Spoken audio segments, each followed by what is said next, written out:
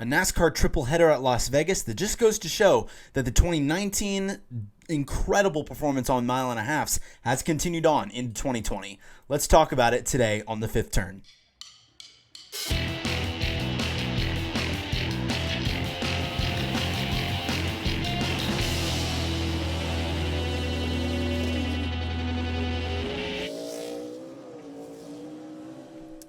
All right, everybody. My name is CJ Ward. Welcome back into the Fifth Turn. So good to have you here. Remember, as always, you can follow the show on Twitter at Fifth Turn, also on Facebook, facebook.com/the Fifth Turn, and you can send an email to thefifthturn@gmail.com if you want to get in touch with me that way.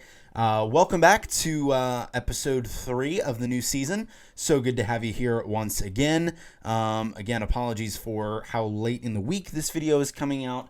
Again, week 2 of the run of Sense and Sensibility here at Liberty, and my time is very, very limited. So I'm doing my best to get these videos out for you guys. I think this is going to go out on a Thursday, so sorry for that, but hopefully next week, the sort of back to normal flow of hopefully Monday afternoon episodes.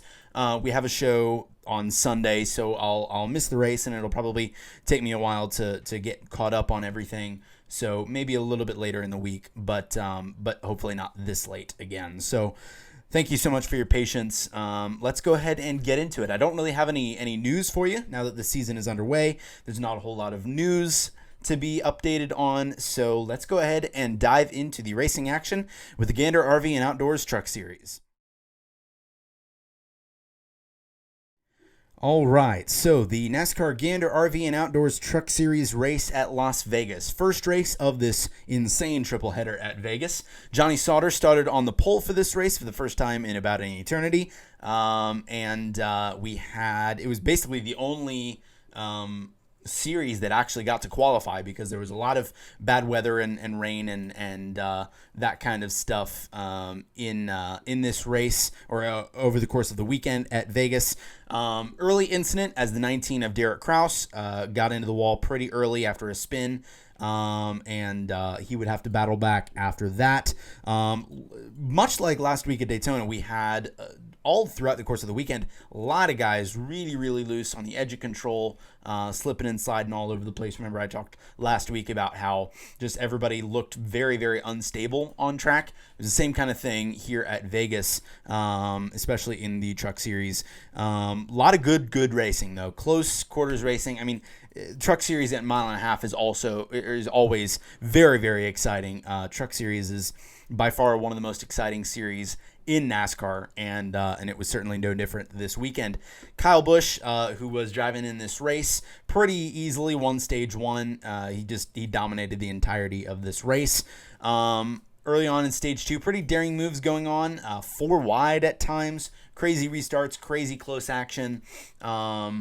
Then pretty late in the stage, Todd Gilliland in the 38 got into the wall, and he's been having to battle some bad luck the last couple of years. Obviously, last year, let go from Kyle Busch Motorsports. He did get that win at Martinsville, but just with the quote-unquote underperformance of that team over the last couple of years, especially when Kyle Busch can go out and win literally every race he's in, and it takes that long for Todd Gilliland and the other drivers to really be a threat.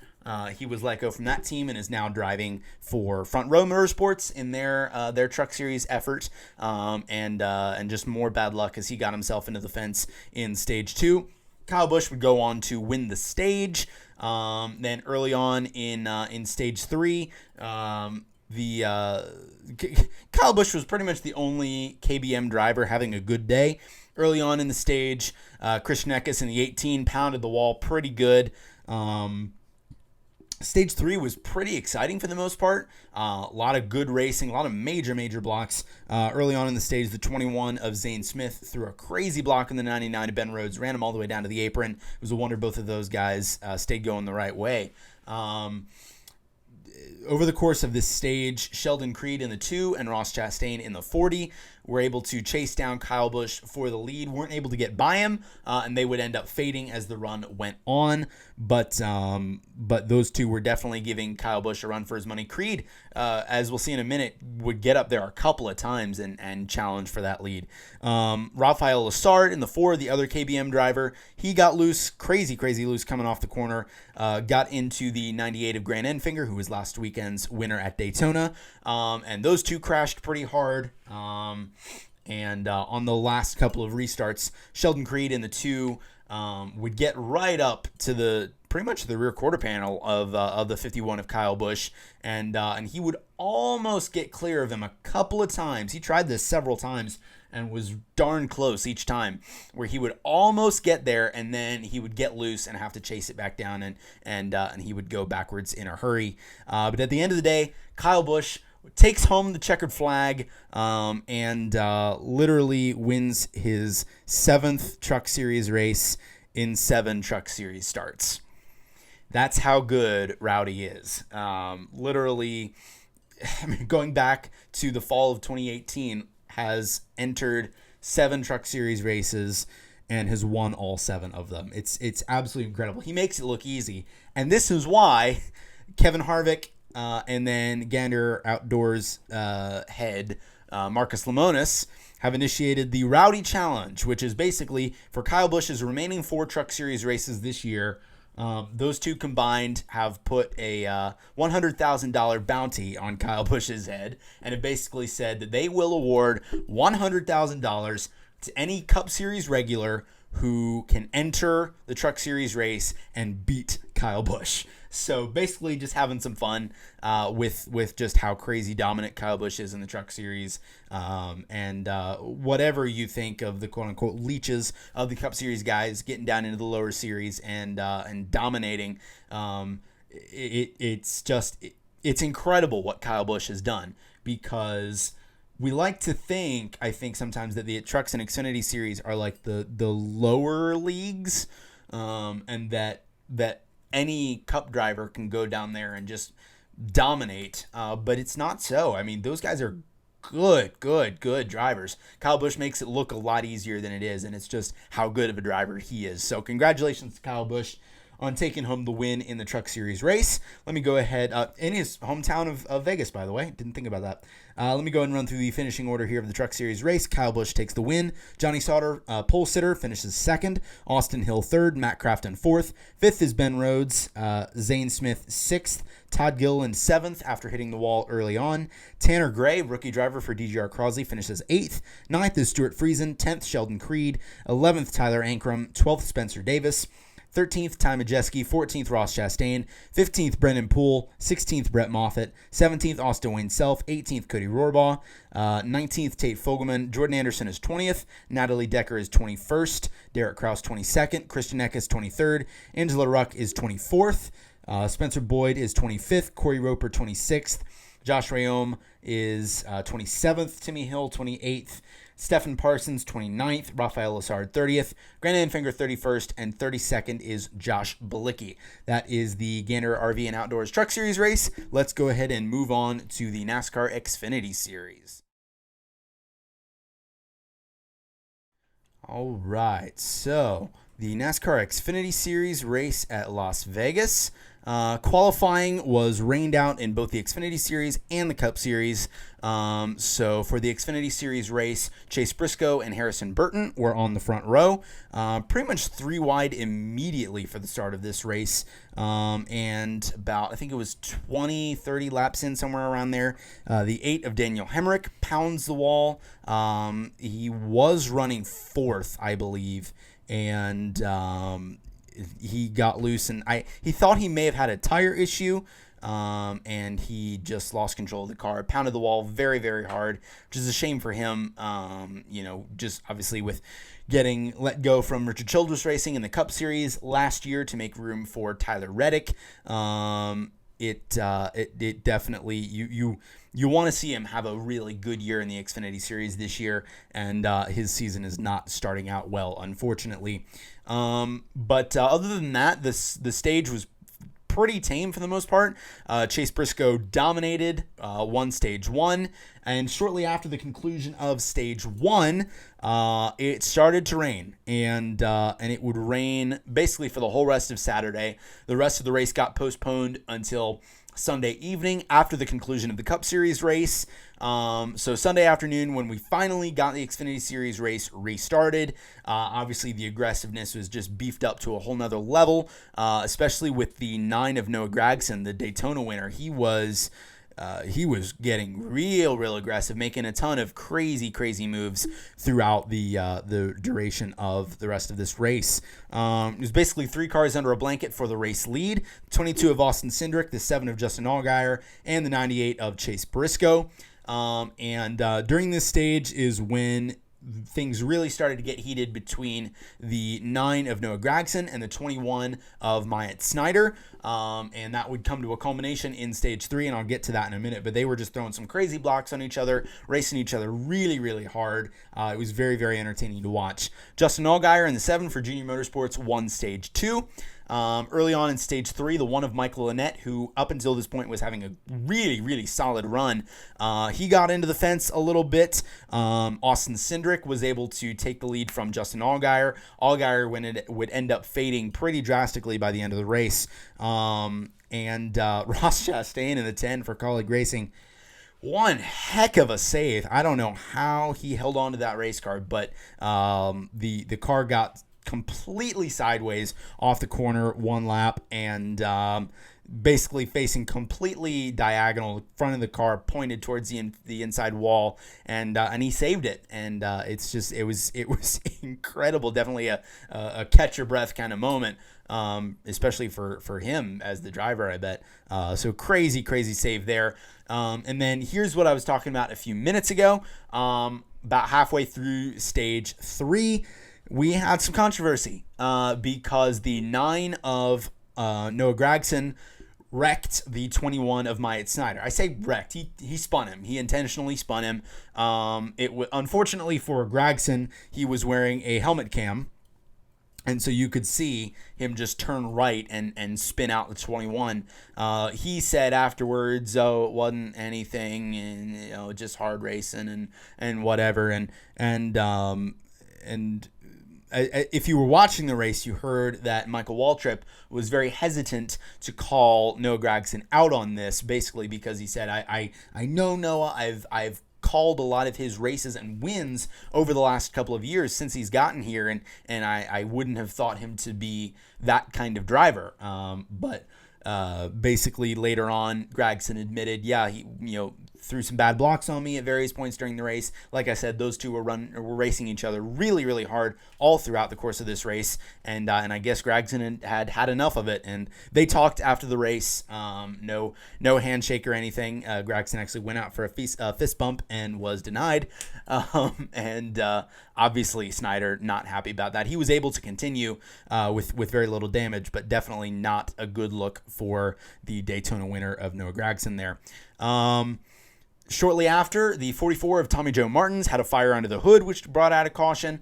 The 98 of Chase Briscoe got back out to the lead as the 7 of Justin Allgaier dropped like a rock throughout the field. And at the end of the day, my man Chase Briscoe takes home the checkered flag at Las Vegas, win 3 of his career after winning the inaugural race at the Roval in 2018, and then last year winning at oh goodness, where did he win? Was it Chicago? I don't remember where he won last year. But no, it was Iowa.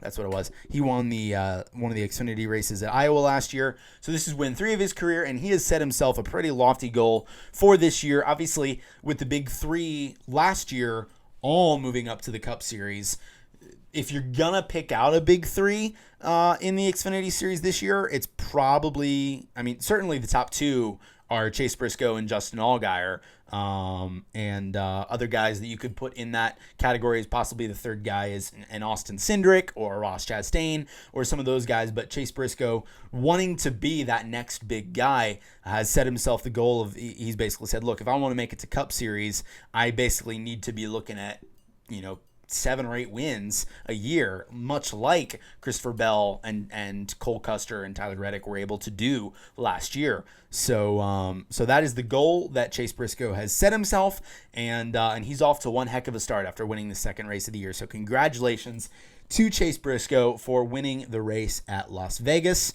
Let me go ahead and run through the results of the Xfinity race here, if my phone will decide to cooperate with me. We'll open up the app again here. My phone is not liking me today. Apologies. Here we go. Finishing order. Chase Briscoe takes the win. Austin Cindric second. Ryan Sieg finishes third. Incredible day for him. Noah Gragson fourth. Harrison Burton fifth. Brandon Jones sixth. Michael Annett seventh. Justin Allgaier eighth. Riley Herbst ninth. Pretty solid day for the rookie for Joe Gibbs Racing. Ross Chastain 10th. Brandon Brown 11th. Pretty solid day for him. Justin Haley 12th. Josh Williams 13th. Jesse Little 14th. 15th is Brett Moffitt. 16th is Myatt Snyder. 17th is Ray Black Jr. 18th is Alex LeBay. 19th is Joey Gase. 20th is Joe Graff Jr. 21st, Chad Fincham. 22nd, J.J. Yaley. 23rd is Robbie Lyons. 24th is David Starr. Matt Mills, 25th. Timmy Hill, 26th.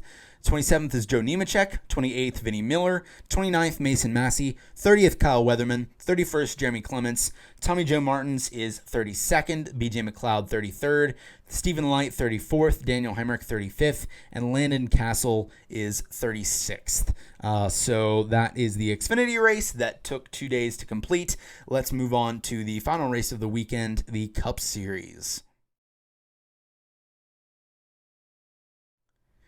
All right, the NASCAR Cup Series race at Las Vegas. Obviously, as I mentioned, much like the Xfinity Series, qualifying was rained out for this race, which put Martin Truex Jr. and Kevin Harvick on the front row for the start of this race.